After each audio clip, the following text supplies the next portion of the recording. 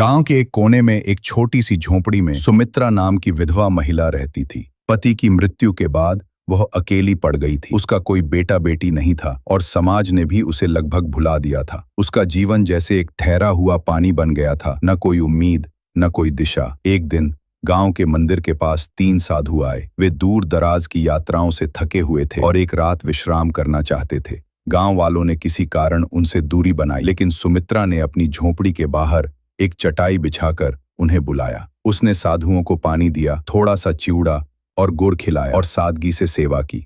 साधु उसके व्यवहार से प्रभावित हुए। उन्होंने उससे पूछा, माँ, तू अकेली कैसे रह लेती है? सुमित्रा ने हल्की मुस्कान के साथ कहा, जब जीवन में कुछ नहीं बचता तब सेवा ही एकमात्र सहारा बन जाती है। तीनों साधु, एक ज्ञानी, एक कर्मयोगी और एक भक्त, तीनों ने सुमित्रा की निस्वार्थ सेवा भावना को देखकर उसे आशीर्वाद दिया। लेकिन वे केवल आशीर्वाद देकर नहीं गए, उन्होंने उसके जीवन में परिवर्तन की शुरुआत कर दी। पहला साधु, जो विद्वान था, सुमित्रा को पढ़ना लिखना सिखाने लगा। पहले तो सुमित्रा हिचकिचाई, लेकिन फिर उसमें उत्साह जागा। धीरे धीरे वो धर्म ग्रंथों से लेकर गांव की चिट्ठियां पढ़ने लगी। दूसरे साधु, जो कर्मयोग में विश्वास रखते थे, उन्होंने सुमित्रा को खेती बाड़ी के छोटे उपाय सिखाए। उसकी छोटी सी जमीन अब फल देने लगी, वो अब आत्मनिर्भर हो गई थी। तीसरे साधु, जो भक्ति मार्ग के थे, उन्होंने उसे ध्यान और आत्मचिंतन का मार्ग दिखाया। सुमित्रा अब हर सुबह ध्यान करती, आरती गाती और मन को शांति देने लगी।